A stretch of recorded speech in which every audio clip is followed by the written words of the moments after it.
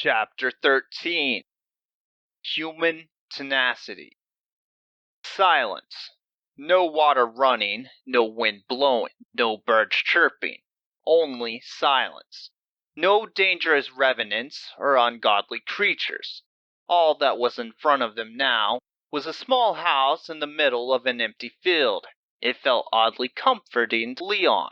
It reminded him of the endless fields of plowed dirt at a mid-June wheat harvest. It was really dark, but that was nothing new. There were some nights in the country away from the city that were all but pitch black. Cloudy nights with no moon to break the darkness. Still, the house in front of them had a warm light that cut through, and it reminded him of his grandparents' farmhouse on those dark nights. "What is this?" Vance asked, almost shocked at what he was seeing. "It's what remains of the dead zone," the witch told him. "What remains? I thought there were revenants, remnants, whatever you want to call them, that we needed to look out for. What is this?" Vance remained confused, trying to understand the vast difference from what he was told to what he was actually seeing. "The remnants that you speak of have been sent to Earth to join their kind over there. I'm not sure who explained it to you, but they were never truly hostile as long as you respect their territory and the nature around them. Some indeed felt as they had lost their purpose and tried to leave here. That is what happened to the fairy that you saw outside. He was off on his own to try and protect the cave and ended up being twisted into what you saw. The surrounding area used to be where these creatures lived long ago, but due to the Great War, all that remains in the surrounding area is mostly dust and bone. Why has the dead zone shrunk to what it is now? I do not know. That is a question for fate herself." "Did you know of any of this?" Leon asked Hope, wondering why he hadn't heard much of this previously. "A bit. I knew the battle was here, but I don't know much about the rest of the details. At least the me within this fragment has not been given access to that knowledge." He wondered for a brief moment about why this part of history might be restricted, but then thought back to the mass hysteria that might be caused should people know about the existence of fate in the dead zone. "Interesting," Vance said, gently rubbing next to his wound that seemed to be itching. He had been unaware of most of this along with Leon. "So that house is?" "Let us proceed, as that is where fate remains waiting for the two of you now." "Well, you ready, kid? Looks like somehow we made it and you'll be having that meeting after all." "So I shall," is all Leon could think to say, brushing his left hand through his hair once more. As they approached, each step felt more onerous than the last. The pressure of what was about to happen had caught up with him. The fears of the journey had subsided, and now the weight of what was expected had finally set in. He couldn't tell if he was wet from all the water, or if he was sweating that bad. Then he remembered the energy field that washed over him would prevent most liquids from externally getting to him. He slapped his face gently to try and shake it off. He was rewarded with a reassuring smile from Vance, who at the same time gave him a firm pat on the back as if to say, "It's going to be okay." At last, they reached the entrance to the small house and heard a warm humming from the inside. The gentle sound radiated around them. "You don't need to be shy. Please come in, Leon," an endearing voice said. Part 2. Leon alone was forced into the house with only Hope by his side. The witch and Vance remained just outside, but still within earshot. Leon looked back at Vance through the door and was only motioned forward by him with a silent whisper. "Go on, kid." Leon turned the corner to where an almost ordinary woman sat in front of him in a rocking chair. She had long black hair that went down past her waist. It was straight at the top, but about 2/3 of the way down seemed to curl naturally. The oddest thing about her was her eyes. It wasn't as if they were monsters, quite the opposite, they seemed all too kind. What made them strange was that her eyes were graying to the point that they were almost as white as the moon's. She was on the cusp of being completely blind, but it didn't seem that she let this bother her too much as she poured a beverage for herself. "Tea?" she asked Leon with a perfectly normal smile. "Sure?" he said hesitantly, unsure of what to make of the situation. "Sorry, I think we're a bit early. It seems a few things changed that we were unaware of to push us ahead of schedule." "Early? No, dear. You are exactly where you need to be at the time you are meant to be." Leon hesitated for a moment before he continued. "Your eyes, what's wrong with them?" "Ah, yes, that would be your first question. It is quite curious for a god to be going blind, isn't it?" She snapped her fingers, and a door appeared in the room that they were in, blocking prying ears from the outside. "This will be a private conversation, but I'm afraid we don't have much time to talk." "Not much time?" "Yes, as you know, I am the goddess of fate. That being said, once I go blind and can no longer see, means one of two things. The first, the universe will be destroyed. Fortunately for all, this is not what I see ahead, at least not yet. So that leaves us with the second alternative, my own demise. Before that happens, I hope to answer all your burning questions as soon as I can. I've seen that you have a plethora of questions that you wish to ask, but do try and keep them to the questions you feel you must know, as again, our time is unfortunately limited." This was the last thing Leon was expecting. Was he going to be the last one to have a meaningful conversation with Fate? Perhaps the first human to do so. He had heard that Fate and the gods didn't say much or give much guidance at all, really. Why was she going to die? He guessed it wasn't a question he needed to ask, since she already answered it in a roundabout way in telling him that their time was short. He would know the answer to that soon enough. "Oh, yes, before you begin, I have two things to thank you for coming here." Fate grabbed a small sash nearby, unraveling it carefully. "The first is the dagger Carnwinin. This is the dagger that was bestowed to King Arthur. It will take a lot of practice to master, but I do think you will find it useful in your fight against the darkness. While Arthur still lives in this world, the dagger is meant for you. I do think you will be able to pay this forward in time by helping him to gather something else that has been quite difficult to come by. The second item I want you to have is this necklace, which holds the keystone. This allows you to travel through any of the portals from Afterworld or vice versa. It is what I used to open the portal to Earth, and allows the Witches clan to come here when they had a powerful artifact or weapon that would benefit humanity as a whole." She held them out to Leon, who didn't want to offend her and grabbed them graciously, accepting them. Leon put the keystone around his neck, and the dagger opposite of the other already around his waist. "You said portals plural. This means then that there are other hidden portals to Earth on Afterworld, other than the one the witches used to get here?" "No, that's not quite what I meant. You see, while there are different portals, there is only one from here to Earth, and the other way around is also true. However, multiple other portals lead from Earth to other planets in the universe, which they have a portal to Afterworld.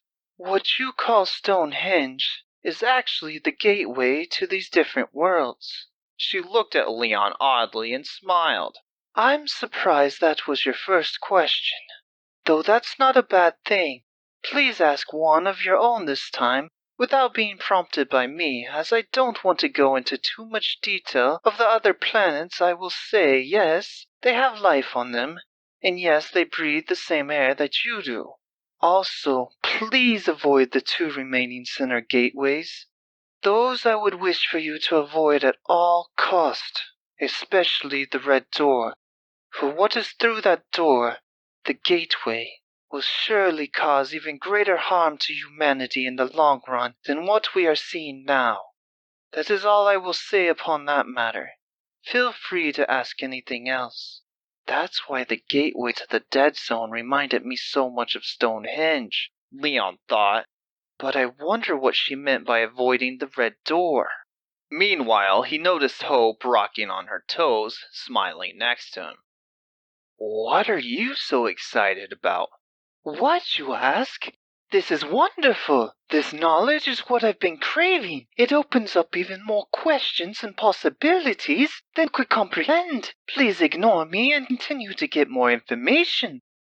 Leon felt a little slighted by the way she phrased that, but she was right. He needed to continue and ask questions that he wanted to originally ask. He knew the one he wanted to ask might spark a little resentment, but nevertheless, he intended to ask and understand it. Why did you abandon and ignore humanity? Why did you create all the fake religions that only serve to create conflict among one another? I don't understand why you would do that to us. Please answer this. Fate paused to get a sip of tea before putting it back down on the little plate on the coffee table in front of her. The cup clinked with the plate that it was upon. She looked at Leon with a heavy sadness. Why we abandoned you? Well, if you must know, it wasn't something we took lightly, and it was heavily debated. It was to prepare you for what you've seen here. It seems we chose the right path after all. For we gods have all but died off, yet humanity struggles on. After the gods invaded, we began to prepare you by separating you physically, such as the separation of Pangaea. From there, a difference in culture and physical features began to appear. While this was the beginning, there needed to be more. We needed to cause conflict between even those of you who look similar, so we introduced religion. The similarities between Christianity, Judaism, Islam, and all other religions out there were to bring out the best traits within you. At the same time, the slight differences would create division and war. We did this to trigger your struggle for survival and create humans that were strong enough to stand against the dark tides. The strongest among you have since learned to do things alone and work together when possible. Most of you have learned to struggle. The weaker of you still believe that we play favorites. Perhaps there is a hint of luck and happenstance that are involved that constitutes what they perceive as a miracle, but that is never the case. We never played favorites or interfered with things on the other side, outside of the witches, since we created those religions. Most religions were created for the sole purpose of making warriors. For example, the Nordic religion. How do you get into Valhalla? More conflict, killing, and dying as a warrior. Even monks, for as peaceful as most of them are taught to train their bodies in combat for spiritual wisdom. Though you can't blame all religions or horrors on us, as some humans will look anywhere to find meaning. Take Scientology, for instance. We were just as surprised as you were that such a following would come from a lowly science fiction writer. The point is, through a few simple yet intricate lies and humanity's pain and suffering, you now have an edge that no one else in our universe can claim. Human tenacity and ingenuity. Through your self-reliance, you have been taught to think for yourselves and not to rely heavily on us to solve everything for you. Take yourself, for instance, to have gotten where you are with this unique power. That was all luck, good or bad, depending on your view, but it was luck all the same. You are not chosen by us, yet with your abilities and conquest, along with the help of others, you have the chance to do something great. Had we fed each of your needs and desires from our bosom, day in and day out, answered all of your questions, do you think this possibility, this yearning to struggle to survive and fight for others would exist? Would the others who have given you access to the fruits of their knowledge and their labor been as worthy as they are here today? Would this rocking chair exist? Or those cups? Or the tea be here, if not for the struggle and innovation someone endured to conquer it? It's possible, but there is no guarantee. These were human creations, not creations of us gods. While not all of humanity is accepting of the world today, and it's surely dark at times, would even a majority of humanity be willing to struggle and fight if they were given everything then? Or would it just be as it is on Earth? One society, one species, depicted by one feral yearning, greed. Leon was a bit taken aback by what he had just heard. There was a lot to digest, all of it informative, but most of it seemed true. The world is rough, and people are greedy. One point she brought up confused him a bit, that he wasn't chosen, but here due to unaltered luck. His throat felt a bit dry, and he didn't know if it was from the figurative digesting of everything he had heard, or what it was, but he took a drink of tea before proceeding. You said I wasn't chosen, so why am I here now? It's very simple. You're here now because of the potential that luck has brought upon you. I brought you here because of your humility and compassion. Not only yours, but that of your grandfathers, which has given you interesting connections. Tesla is a prime example which, along with your conquest, has allowed you to gather access to training and technology you need to survive your encounter on the way. Though you're quite far from reaching your full potential, and lightning isn't the only thing that led to your death. What do you mean? Even Dane used his memory recollection to try and figure out my conquest, and there was nothing else. Hope, do you sense anything? Sorry, I haven't noticed anything of the sort she could be referring to. Leon thought to himself, and Hope answered, but didn't come up with anything that could be helpful. Just because you don't have a memory of something that has happened, does not mean it hasn't. Once you figure that out, whatever else may happen, you will grasp an important understanding. Given time, you will eventually gain a bit understanding of your true capabilities. Try not to take everything at face value. While seeing is believing, there are always forces at work that you can't see also factor into any given situation. She looked at Leon and poured him a little more tea. Why did I fall from the sky when I first arrived? Sorry about that, Fate smiled. I tried to get you into a position to be received by Dabriana and Ragnar, who were in the area at the time. But calculating things from within here can be a bit difficult. Well, at least that's a mystery solved. Looking at her eyes now, he noticed they were worse than before, and that there was little light left in them. He was now about to ask her about the Dark Creator, but Fate took it upon herself to change the pace of the conversation. I suppose that's enough questions. I have one thing to tell you that more than likely you will find a use for in the future. The witches were of my own doing.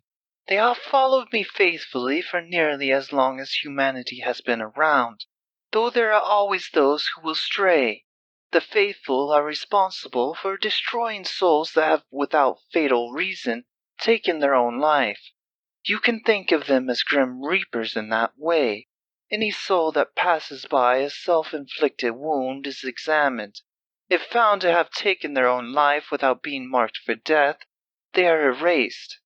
I have chosen to do this to give them mercy, for if they are overwhelmed by a life on earth, then this world is no place for them. The souls of anyone pure of heart that die and has yet to reach the age where their beastly nature takes hold is reset and reborn as another. I suppose that's all I have time to explain, for our guest is growing impatient, and I can't keep them much longer. Our guest? Leon didn't know who she was talking about. You may both enter, Fate said, as the door that kept their conversation private vanished, and Vance, along with the witch, entered. About damn time, Vance said before catching himself. Sorry, it's just this crazy witch was knocking and cursing. Really banging on the door trying to get in about a minute after you let Leon in. I'm sorry, Fate said, looking at Vance. Your time is up and there's nothing I can do about it. Vance looked absolutely awestruck, looking at her, wondering what she was talking about before trying to speak, only for blood to rush out of his mouth. He looked down and saw the witch's hand through his chest. Vance! Leon screamed. He stood up quickly and at full speed, lightning coursing through his entire body with hope enhancing his muscles to their limit, charged in quickly. He got about 3 feet before noticing he was unable to move. Fate was already in front of Leon before he had noticed. Why can't I move, Hope? Leon yelled internally. I don't know. Perhaps it's fate, but that's unlikely. Vance! He yelled again, as Fate firmly gripped his shoulder. Vance just smiled at him, mouthing 3 words. Go on, Leon. Soon after, Vance's eyes popped and his body radiated white light before collapsing in front of him. The witch smiled. This is the natural order, she exclaimed, smiling. I suppose I don't need to wear this anymore. The witch's body shook like someone on the electric chair before the skin tore and dissolved as a hideous being with purple eyes and white features stood in front of him. Remy? Leon asked, astonished. Unfortunately, no. I am not my son, the being said in front of him. It's unfortunate, but she will be quite disappointed when she learns that her son was killed by the same people she's been helping to protect all these years. Leon finally recognized the voice from when the fairy acted strangely. I'll kill you, Leon said, looking at Vance, now motionless a few feet in front of him. Temper, temper, you've got yourself a lively one there, Fate. Good for you. Enough, you heinous creature. You've already brought such tragedy to our universe with your presence. Don't you dare lecture me about tragedy, Fate, the god bellowed with pure hate. I gave you gods the opportunity to spare the majority of humans and creatures of this universe for the fair price of a few souls for what was needed, but you refused. I ended up taking a few and you start a war over it, and look at you now. You sealed yourself away here. But it seems that wound I inflicted on you long ago has run its course. Now, one of the final, if not final gods from this universe is on her deathbed. Don't blame me for your actions. I've been more than lenient on these annoying creatures. Only taking what I need. How am I repaid? They've got the nerve to kill one of my sons? You want me to sit back and let that slide? I'm afraid I can't. I'll start by sending one of my sons to Earth and culling their passion and tenacity. At the same time, I'll take this world over completely, crushing any resistance that sprouts. It may take a year, 10, or even 1,000, but eventually they will fall. Now hand over the keystone. She just stood there for a moment, and Leon could hear her voice singing within his head. My time is coming. Our work is done. We cast dark shadows with lights afar. We did our best to see it through, but in the end, my time is due. The nights are daunting, their hope is gone. The people call out with no rapport, yet still they're calling out to us. Our final showdown, and what it cost. My last light, these shadows cast. Gods once a plenty, Our hours passed. In the end, I atone to you. Perhaps with the keystone, your hopes renew. She looked at Leon and smiled, pushing him into the rocking chair that she had been sitting in. The necklace he had put on glowed, and he was swallowed up. "You bitch!" the dark god bellowed, rushing forward after seeing the glow from his chest and his disappearance. As Leon was being dragged away towards the earth, fate crushed the portal, and as the gate to Afterworld vanished, Leon saw that her body had been pierced by the Dark Creator. Even so, a beautiful, resilient smile still gazed back at Leon as Fate's eyes turned completely white. The gateway and Afterworld disappeared from view, leaving Leon once again to fall towards an unknown fate.